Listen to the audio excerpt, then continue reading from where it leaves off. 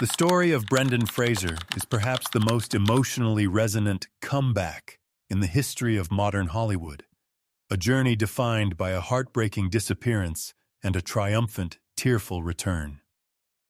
In the late 1990s, Fraser was the ultimate golden boy, a towering, charismatic presence who could pivot from the high-octane action of The Mummy to the fish-out-of-water charm of George of the Jungle. He was a global A-lister, a physical specimen who performed his own stunts and carried massive franchises on his shoulders. But behind the billion-dollar smile, the industry was taking a brutal toll. Years of demanding physical roles had shattered his body, leading to a series of surgeries including a laminectomy, knee replacements, and even repair to his vocal cords. By the mid-2000s, the Mummy star had seemingly vanished from the spotlight. While fans wondered where their favorite hero had gone, Fraser was retreating into a shadow of chronic pain, a devastating divorce, and the profound grief of losing his mother. Most significantly, Fraser later revealed a traumatic incident from 2003, alleging he was sexually assaulted by a high-ranking industry executive, an event he claimed led to him being blacklisted and caused him to retreat into himself. For nearly 15 years, one of the most recognizable faces in the world became a ghost in his own industry. The Brenaissance finally arrived in 2022 when director Darren Aronofsky cast him in The Whale. Playing a reclusive teacher, Fraser delivered a performance of such raw, soul-bearing vulnerability that it left audiences breathless. The film didn't just win him an Academy Award for Best Actor. It served as a public apology from an industry that had forgotten him. When he stood on that Oscar stage, eyes streaming with tears, he told the world, "I started in this business 30 years ago and things didn't come easily to me." It was the definitive proof that even after the darkest of winters, Hollywood still believes in a second spring. The story of Ke Huy Quan is perhaps the most improbable and heart-wrenching vanishing act in Hollywood history, a 20-year silence that ended in a shower of gold confetti. In the mid-1980s, Quan was the face of childhood adventure, immortalized as the wisecracking short round in Indiana Jones and the Temple of Doom and the gadget-obsessed Data in the Goonies. He wasn't just a child star. He was a cultural icon for a generation of Asian American viewers who rarely saw themselves on screen as heroes. But as he transitioned into adulthood, the phone simply stopped ringing. Hollywood, still trapped in a narrow-minded era of casting, had no place for a grown-up version of the boy who once saved Harrison Ford. By the early 2000s, Quan was forced to make a devastating choice. He walked away from the camera entirely, transitioning to behind-the-scenes work as a stunt coordinator and assistant director, convinced that his actor chapter was permanently closed. For 2 decades, he watched from the sidelines as the industry slowly began to change, never dreaming he would be invited back. It wasn't until the massive success of Crazy Rich Asians in 2018 that a spark of late-career desire to try one last time ignited. He called an agent, and within weeks, he auditioned for a bizarre, high-stakes sci-fi film titled Everything Everywhere All at Once. His performance as Waymond Wang was a revelation, showcasing a range that spanned from goofy husband to high-stakes martial artist. When he won the Academy Award for Best Supporting Actor in 2023, he delivered one of the most emotional speeches in Oscar history, sobbing as he told the audience, "My journey started on a boat. I spent a year in a refugee camp, and somehow I ended up here on Hollywood's biggest stage." His comeback wasn't just a personal victory.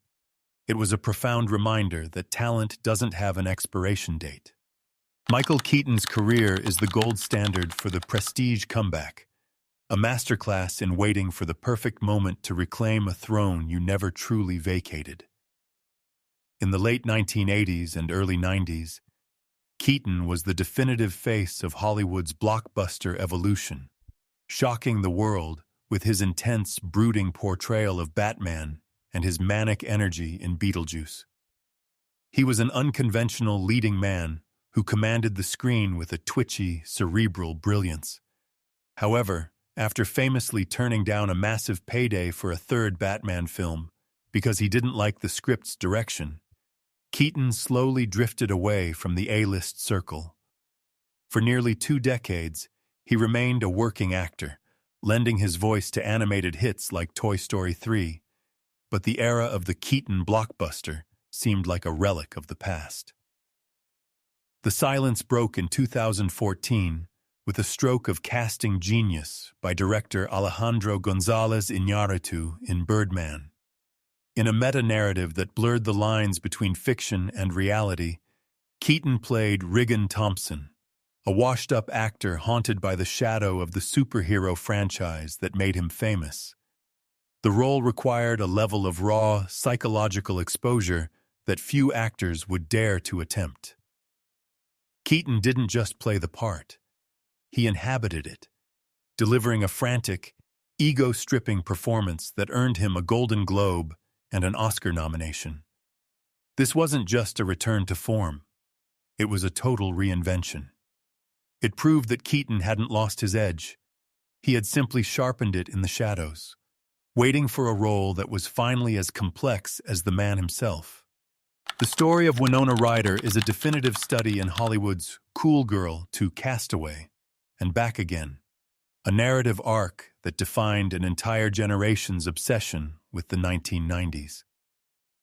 In her prime, Ryder was the undisputed queen of the indie-turned mainstream movement, starring in cultural cornerstones like Heathers, Edward Scissorhands, and Little Women.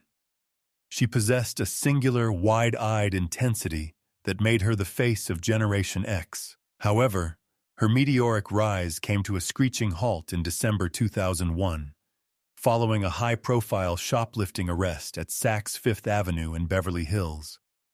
In an era before the 24-hour social media cycle, the scandal was a nuclear event for her career, as the media transformed her from a talented ingenue into a punchline for late-night talk shows. For over a decade, Ryder became a Hollywood outcast, appearing in smaller roles, but largely disconnected from the prestige projects that once defined her. The industry, often unforgiving of personal stumbles, seemed to have moved on. However, her stranger resurrection arrived in 2016 when she was cast as Joyce Byers in Netflix's Stranger Things. As the frantic, fiercely protective mother of a missing boy, Ryder didn't just return to the screen. She channeled her own history of being misunderstood into a performance that anchored the most successful streaming show of the decade. Her comeback proved that the public's nostalgia for her talent was stronger than the memory of her mistakes. By 2026, she remains a beloved icon, a survivor of the tabloid era who reclaimed her crown by simply outlasting the noise. The story of Drew Barrymore is a harrowing yet inspiring odyssey of a child star who burned out before she was even a teenager, only to rebuild herself as one of Hollywood's most beloved moguls. By the age of 7, she was a global phenomenon following the massive success of E.T. the Extraterrestrial. However, the America's Sweetheart image masked a chaotic domestic life. By age 12, she was a regular at Studio 54. By 13, she was in rehab for drug and alcohol addiction. The industry that had idolized her quickly turned its back, labeling the young girl as unemployable and a liability. She was legally emancipated from her parents at 14, effectively a child with a shattered reputation and no safety net. Her teenage redemption began not with a lead role, but with a series of gritty, low-budget performances that proved her dedication to the craft. She clawed her way back into the mainstream by the mid-90s, delivering a legendary, tension-filled cameo in Scream and founding her own production company, Flower Films. This move changed everything, allowing her to produce and star in hits like Never Been Kissed and the Charlie's Angels franchise. By taking control of her own narrative, Barrymore transitioned from a cautionary tale to a powerful industry player. Today, her success as a talk show host and entrepreneur serves as a definitive roadmap for resilience. She proved that your lowest point at age 13 does not have to be the end of your story. In fact, for Drew, it was just the difficult prologue to a brilliant second act. The transformation of Jennifer Coolidge from a perpetual sidekick to the undisputed queen of prestige television is a masterclass in the power of the slow burn. For over 3 decades, Coolidge was Hollywood's most reliable punchline, immortalized as Stifler's mom in American Pie and the bend and snapping manicurist in Legally Blonde. While she was a comedic genius, the industry often trapped her in a narrow box of blonde bombshell caricatures, rarely allowing her to showcase the profound, melancholic depth beneath the eccentric surface. By her late 50s, Coolidge had resigned herself to a career of brief cameos and guest spots, famously joking that she had played every MILF in the business, but felt her time for a truly transformative role had passed.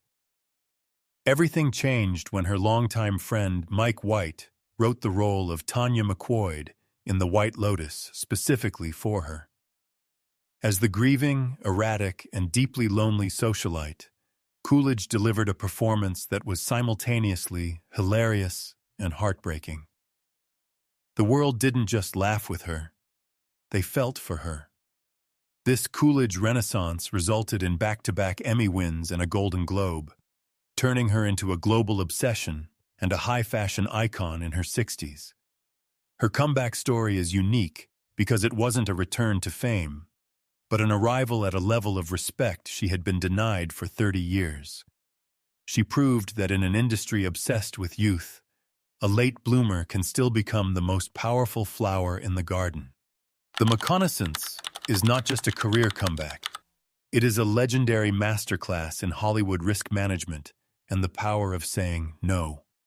By the mid-2000s, Matthew McConaughey was the undisputed king of the romantic comedy, a tan, shirtless fixture in films like How to Lose a Guy in 10 Days and Fool's Gold.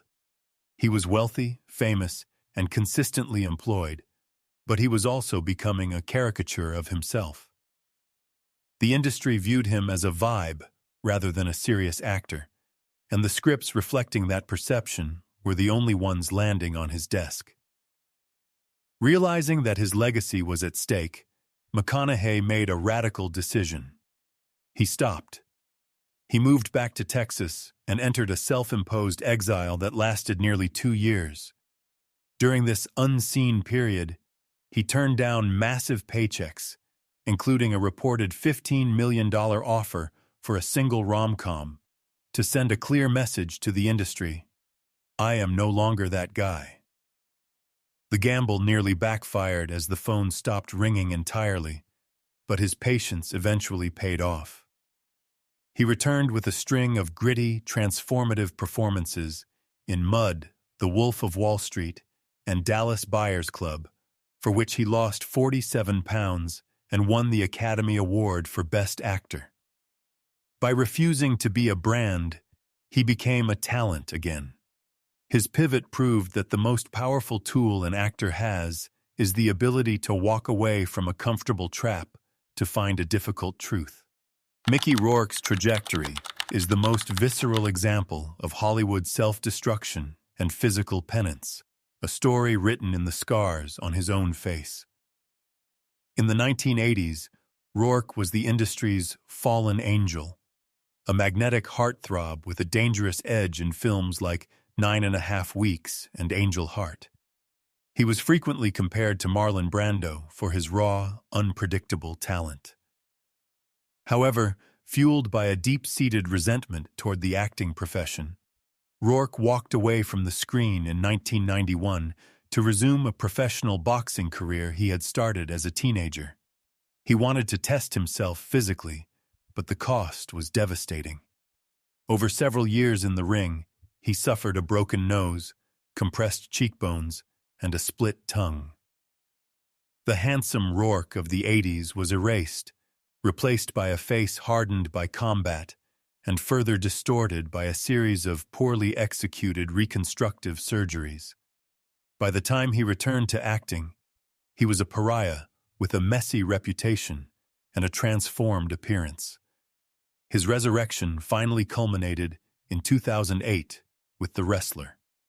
Playing Randy the Ram Robinson, a broken-down fighter clinging to past glory, Rourke channeled his real-life pain, injuries, and professional exile into a performance of staggering honesty. He didn't have to act the exhaustion. He lived it. The film earned him a Golden Globe and an Oscar nomination, proving that while his original face was lost to time, his soul as an artist had never been more visible.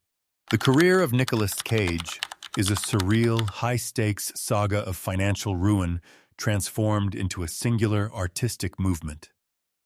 By the late 1990s, Cage was a quintessential Hollywood titan, an Oscar winner for Leaving Las Vegas, and a massive action star in hits like Con Air and National Treasure.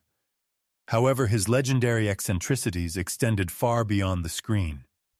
A series of lavish, bizarre purchases, ranging from a $276,000 dinosaur skull to haunted mansions and private islands, combined with a massive tax bill, left him facing a staggering $14 million debt. While many actors would have declared bankruptcy and faded away, Cage chose a path of relentless, punishing work to pay back every cent he owed to the IRS. For over a decade, Cage became the king of the VOD, video-on-demand market, appearing in dozens of low-budget, often bizarre films to satisfy his creditors. Critics dismissed him as a fallen star, but Cage never stopped swinging, treating even the smallest roles with his signature nouveau shamanic intensity. This period of debt-fueled labor unexpectedly birthed a cult following, leading to a prestigious critical redemption with films like Mandy and Pig. By 2022, he had officially cleared his debts and returned to the A-list with the meta-comedy The Unbearable Weight of Massive Talent. His comeback is a testament to a work ethic that refused to quit, and a reminder that in Hollywood, even a $14 million hole isn't deep enough to bury a true original who is willing to work his way back to the top. John Travolta's career resurrection via Pulp Fiction remains the definitive miracle in Hollywood history, a moment where a single creative choice rescued a legendary icon from the brink of total irrelevance. By the early 1990s, the star who had defined the disco era in Saturday Night Fever and captured hearts in Greece was considered a relic of the past. Travolta was trapped in a cycle of talking baby movies and straight-to-video projects that failed to capture the electric, dangerous charm of his early years. To the industry, he was a has-been, a nostalgic figure whose time as a leading man had long since expired. The turning point came when a young, rising director named Quentin Tarantino ignored the studio's wishes and insisted that only Travolta could play the heroin-addicted hitman Vincent Vega. Tarantino saw a coolness and a soulful weight in Travolta that others had forgotten. The role required Travolta to trade his disco suits for a rumpled black tie and a long, slicked-back mane, delivering sharp, rhythmic dialogue that redefined the gangster archetype. When Pulp Fiction won the Palme d'Or at Cannes and became a global phenomenon in 1994, Travolta wasn't just back, he was the coolest man in cinema. This comeback didn't just earn him an Academy Award nomination, it ignited a massive second act that included hits like Get Shorty and Face/Off. Travolta's story proved that in Hollywood, your past glory isn't a tombstone, it's a foundation. All it takes is one visionary director and one perfect script to remind the world why they fell in love with you in the first place. His journey from the bargain bin back to the A-list remains the ultimate blueprint for the Hollywood second chance.